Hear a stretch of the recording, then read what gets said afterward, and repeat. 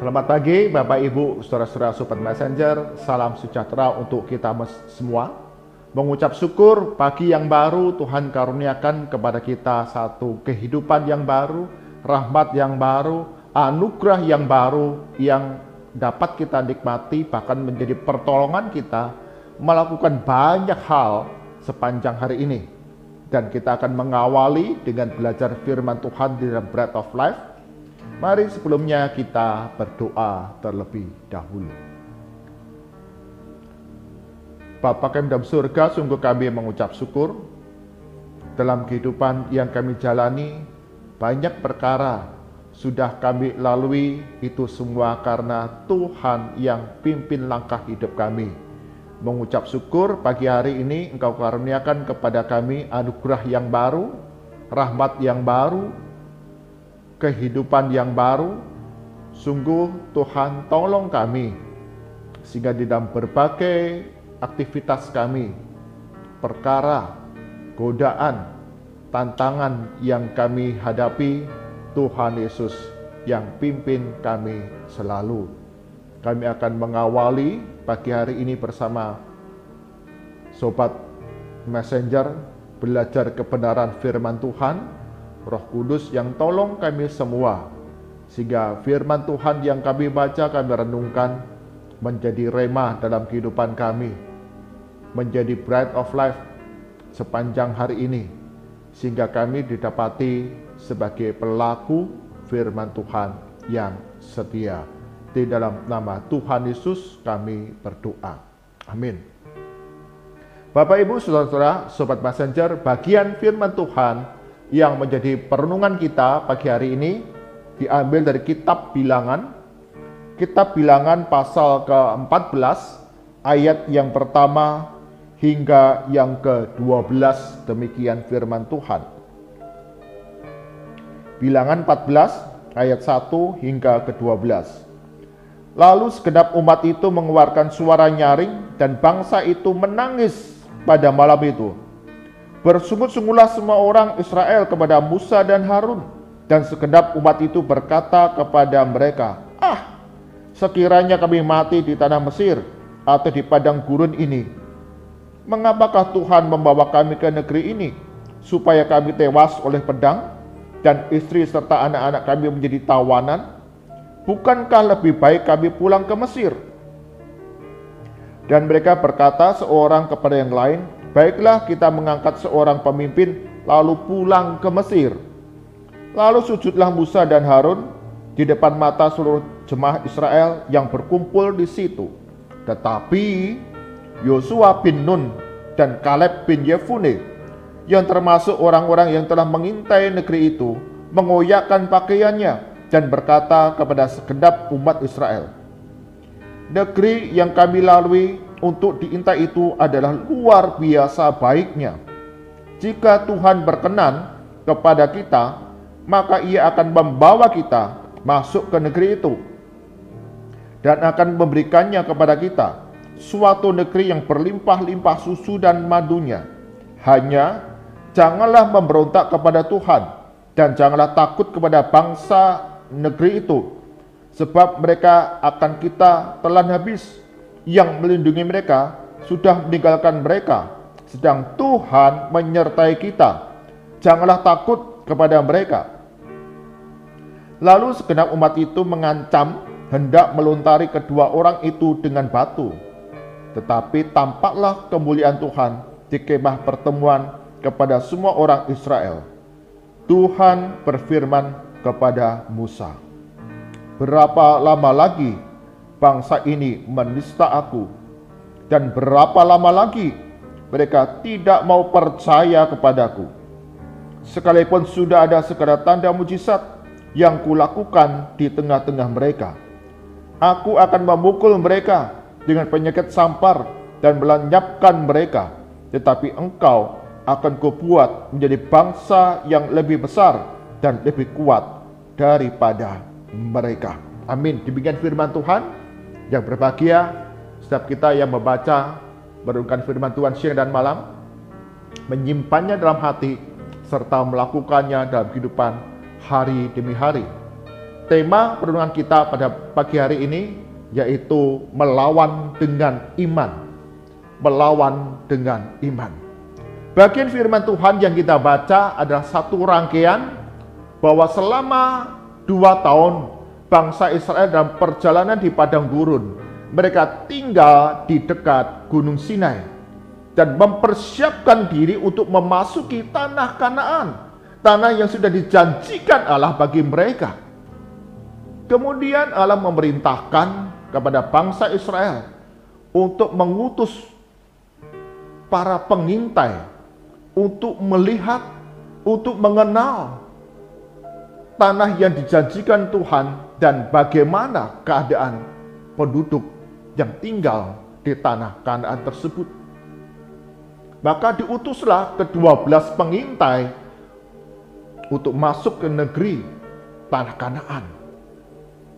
Dan setelah mereka melihat bagaimana penduduknya, betapa besar kota-kotanya, betapa berlimpah susu dan madu, mereka kemudian datang menghadap Musa dan Harun dan melaporkannya di hadapan jemaat bangsa Israel. Dan kita melihat, kalau kita memperhatikan konteks dalam bilangan 14 ini, 10 orang pengintai dan 2 orang pengintai yaitu Yosua dan Kaleb memberikan satu gambaran yang berbeda. 10 orang pengintai mengatakan bahwa di sana tanah Kanaan orangnya besar-besar, raksasa, negeri yang kuat, negeri yang hebat, sehingga peralatan militer peperangan mereka cukup kuat. Bahkan di dalam bilangan 13 ayat ke-33, satu kesimpulan diberikan kepada 10 pengintai itu. Dikatakan demikian, juga kami lihat di sana orang-orang raksasa, orang enak yang berasal dari orang-orang raksasa, dan kami lihat diri kami seperti belalang. Demikian juga mereka terhadap kami. Bayangkan, 10 orang pengintai mengatakan kita tidak akan bisa menang. Kita melawan orang-orang raksasa yang besar. Kita ini bangsa Israel seperti belalang yang sekali diinjak gitu, kita bisa hancur, bisa habis. Apa yang disuarakan oleh 10 pengintai ini membuat bangsa Israel kemudian mereka menjadi takut, menjadi khawatir, dan kemudian mereka menjadi marah kepada Musa, kepada Tuhan. Mengapa kami dibawa ke padang pasir ini untuk mati, untuk tewas, kami, istri dan anak-anak kami? Baiklah, sekarang kita memilih pemimpin yang baru, pulang ke Mesir. Bisa dibayangkan bagaimana 10 orang pengintai ini mempengaruhi seluruh bangsa Israel untuk kemudian mereka mundur dan tidak lagi berani melangkah menghadapi kesulitan tangan-tangan di depan dan memilih mundur pulang ke Mesir. Kita akan kalah, tidak mungkin menang, kita tuh kecil. Tetapi Yosua dan Kaleb, mereka meyakini bahwa tanah yang diberikan Tuhan kepada kita bangsa Israel, Tuhan menyertai kita, Tuhan yang memimpin kita, Tuhan yang akan memberikan negeri yang berlimpah susu dan madunya ini kepada kita. Dikatakan kita akan menelan habis mereka, orang-orang raksasa. Ketika Yosua dan Kaleb mengutarakan bahwa kita bisa menang karena Tuhan Allah menyertai kita, lihat responnya di dalam ayat yang 10. Dikatakan segenap umat mengancam hendak melontari mereka dengan batu. Yosua dan Kaleb menghadapi kesulitan dengan melawannya dengan iman. Tuhan Allah yang akan menyertai kita. Tuhan Allah yang akan memimpin kita, memberikan tanah Kanaan kepada kita, dan kita akan menelan mereka. Tetapi apa yang disampaikan oleh Yosua dan Kaleb justru membuat bangsa Israel itu menjadi marah. Tidak mungkin kita menang, kita pasti kalah dan kita akan hancur dan kita akan tewas di padang gurun ini. Ketidakpercayaan bangsa Israel mengakibatkan kemurkaan Allah. Karena mereka hanya memandang besarnya masalah dibandingkan dengan mereka yang lemah dan terbatas. Mereka menjadi ciut, mereka menjadi berkecil hati, dan melupakan akan kebesaran kuasa Tuhan yang sudah memimpin mereka di padang gurun. Dikatakan, aku sudah melakukan banyak mujizat bagi kamu sekalian. Kok kamu sekarang gak percaya? Dan ketidakkepercayaan itu membuat bangsa Israel tidak lagi berani maju melawan tantangan di depan mereka. Bapak, Ibu, Saudara, Sobat Messenger, ketika kita melawan tantangan, kesulitan, pergumulan kita yang kita hadapi dengan iman, itu bukan berarti kita meremehkan, menganggap tidak ada masalah itu. Tidak. Kita menyadari ada tantangan, ada kesulitan, ada pergumulan. Tetapi masalah yang saya hadapi tidak saya bandingkan dengan saya yang kecil, dengan saya yang rendah, dengan saya yang punya kekuatan yang tidak seberapa. Tetapi kita membandingkan masalah yang kita hadapi dengan kebesaran Tuhan dan kehadirannya dalam kehidupan yang kita jalani. Sehingga kita tidak menjadi marah kepada Tuhan, tidak menjadi kecewa kepada Tuhan. Bapak, Ibu, Saudara-saudara, Sobat Messenger, acap kali ketika kita diperhadapkan kepada satu kesulitan, kemudian kita membandingkan pergumulan, kesulitan, masalah yang kita hadapi dengan diri kita sendiri. Tentu kita akan menjadi ciut, berkecil hati atas apa yang kita hadapi. Sebagai contoh, ada seorang jemaat ketika dia mengalami sakit penyakit dan tidak segera kemudian mengalami kesembuhan, tetapi selama berbulan-bulan, bertahun-tahun, penyakitnya tidak menjadi pulih, bahkan semakin memburuk. Maka kemudian dia berkata dengan putus asa, tidak ada kesembuhan buat saya. Tidak ada pemulihan buat saya. Sakitnya makin parah. Dokternya tidak bisa mengobati. Tuhan tidak mendengar seruan hati saya, doa dan pengharapan saya. Tuhan tidak peduli kepada saya.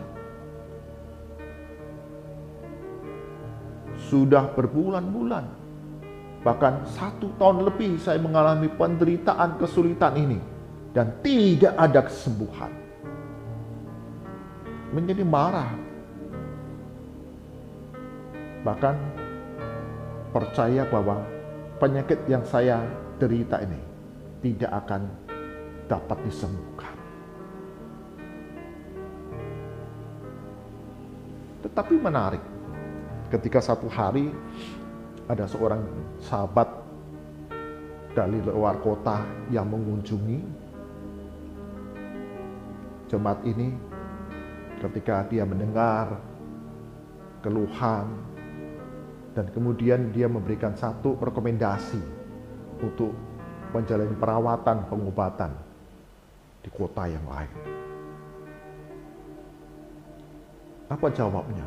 Tidak mungkin sembuh. Sudah bertahun-tahun, berbulan-bulan, tidak mungkin sembuh. Tapi seorang sahabat, seorang Kristen yang datang ini berdoa kepada Tuhan. Tuhan tunjukkan bagaimana pemulihan itu boleh terjadi. Meskipun jemaat yang sakit ini menolak, tidak mau, tetapi anggota keluarga yang lain kemudian memberikan semangat, memberikan dorongan. Tuhan akan buka jalan. Tuhan akan berikan pertolongan ketika kita mau melangkah maju, mengerjakan apa yang Tuhan kehendaki. Setiap hari ketika mendengar satu seruan yang positif, Tuhan akan sembuhkan, Tuhan akan pulihkan dengan caranya yang ajaib. Yang semula jemaat itu marah, kecewa, dan tidak mungkin saya disembuhkan. Tetapi karena banyak mendengar, dikuatkan bahwa Tuhan menyertai, Tuhan akan memberikan pemulihan. Jemaat ini kemudian bersedia menjalani perawatan di kota yang lain, bahkan di pulau yang lain. Dan ajaib, sungguh Tuhan itu baik. Ada kesembuhan, pemulihan yang terjadi ketika jemaat ini mempercayakan masalah yang dia hadapi dengan kebesaran dan kuasa Tuhan yang menolong dia. Awalnya dia hanya menuruti, ya daripada ada pilihan lain.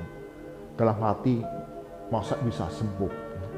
Ketika sampai di Jogja menjalani perawatan dan pengobatan, awalnya juga pesimis, apa bisa sembuh. Ya. Tapi sungguh Tuhan bekerja luar biasa sehingga jemaat ini bisa disembuhkan, bisa dipulihkan. Dan dia ingat kembali, ya jangan bandingkan masalah yang kita hadapi dengan kekuatan kita sendiri. Karena kita terbatas.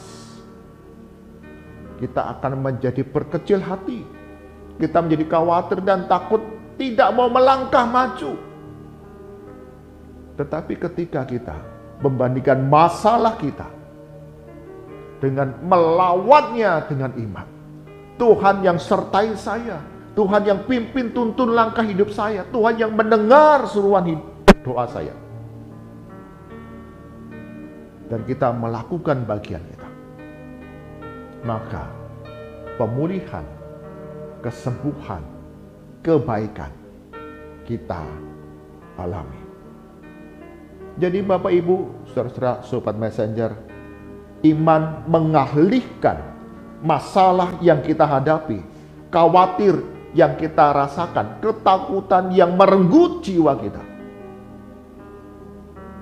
kepada kebesaran kuasa Tuhan dan kehadirannya di dalam kehidupan hari demi hari, akan memampukan kita untuk melangkah maju bersama Tuhan melalui segala pergumulan. Amin. Mari kita berdoa. Tuhan Yesus, banyak perkara kami hadapi, banyak tantangan kami harus lalui. Acap kali kami membandingkan segala apa yang kami hadapi, segala masalah yang kami hadapi dengan diri sendiri yang kecil, yang lemah, yang tidak seberapa kekuatannya. Hari ini kami belajar untuk melawan dengan iman segala pergumulan, penderitaan, rasa khawatir dan takut kami. Membandingkan segala masalah dengan kebesaran kuasa Tuhan dan penyertaan Tuhan yang hadir setiap hari, memampukan kami melangkah maju, mengerjakan bagian kami seturut kehendak Tuhan, maka pemulihan itu boleh terjadi. Ajar kami untuk terus berani melangkah, melawan dengan iman. Tuhan yang akan tuntun langkah hidup kami, sehingga segala masalah yang membuat kami berkecil hati, kami sanggup menaklukkannya. Kami serahkan untuk sepanjang hari ini segala aktivitas kami, baik di tengah keluarga, di dalam lingkungan kami ada, dalam usaha pekerjaan kami, bahkan studi kami. Sungguh Tuhan, Engkau yang akan memberikan segala hikmat pertolongan, sehingga semua yang kami lakukan, Engkau akan membuatnya berhasil. Cukupkan akan segala kebutuhan kami di tengah keluarga, di tengah situasi yang semakin berat, tapi sungguh Tuhan punya cara yang ajaib untuk mencukupkan segala kebutuhan kami hari demi hari. Kami serahkan ya Tuhan, untuk setiap anggota keluarga kami, Engkau berkati relasi di antara satu anggota dengan anggota yang lain.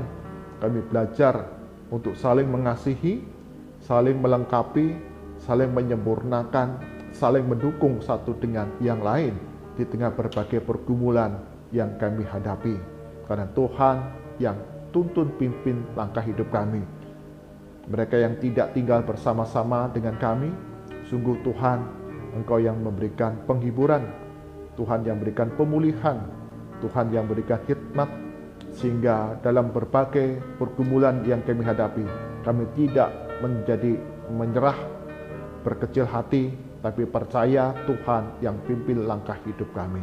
Berdoa untuk gereja-gereja Tuhan dalam menggembalakan, dalam melayani segenap umat, segenap jemaat. Tuhan berikan hikmat, sehingga setiap jemaat mereka terus percaya akan kebesaran kuasa Tuhan dan kesetiaan Tuhan dalam kehidupan hari demi hari, sehingga tidak menjadi lemah ketika kami ada di dalam berbagai pergumulan, tetapi melangkah dengan kekuatan dari Tuhan, sanggup menjadi pemenang yang sejati. Kami serahkan untuk Kota Kudus, untuk bangsa dan negara kami Indonesia. Sungguh Tuhan, Engkau yang berbelas kasihan di tengah berbagai kesulitan yang kami hadapi, di dalam berbagai hiruk pikuk menjelang pelaksanaan pemilihan, baik itu kepala daerah ataupun presiden. Sungguh Tuhan, Engkau yang akan pimpin negara kami melangkah di dalam kebaikan demi kebaikan. Tuhan karuniakan kedamaian, kerukunan, stabilitas di seluruh wilayah Indonesia, sehingga tidak ada perpecahan di tengah bangsa dan negara kami Indonesia karena perbedaan pandangan ataupun pilihan. Tetapi selalu kami memandang kami adalah satu Indonesia, dan apa yang kami kerjakan, Tuhan Yesus akan berikan kesejahteraan di negara kami. Berikan hikmat bagi pemerintah, sehingga setiap kebijakan, baik pemerintah pusat hingga pemerintah daerah, Tuhan yang akan memberikan pemulihan, kebaikan, kesejahteraan, keamanan, dan kedamaian. Mari arahkan hati kita kepada Tuhan, dan kita terima berkat dari Tuhan. Kasih karunia, hikmat, pertolongan, dan damai sejahtera dari Allah Bapa, Putra, dan Roh Kudus senantiasa pimpin langkah hidup kita untuk terus percaya akan kebesaran kuasa Tuhan, kesetiaan kasih Tuhan dalam kehidupan kita, untuk melawan segala pergumulan dengan iman kepada Yesus Kristus yang selalu memberkati kita dari sekarang sampai selama-lamanya. Amin. Bapak, Ibu, saudara-saudara, sobat messenger, ketika masalah hadir menghadang kehidupan kita, jangan pandang, membandingkan masalah yang kita hadapi dengan kekuatan kita sendiri, tetapi melawannya dengan iman. Membandingkan masalah yang kita hadapi dengan kebesaran Tuhan, kesetiaan kasih-Nya yang selalu menyertai langkah hidup kita. Ketika kita setia bersandar kepada kasih-Nya, kemenangan demi kemenangan Tuhan Yesus karuniakan. Tuhan memberkati kita semua.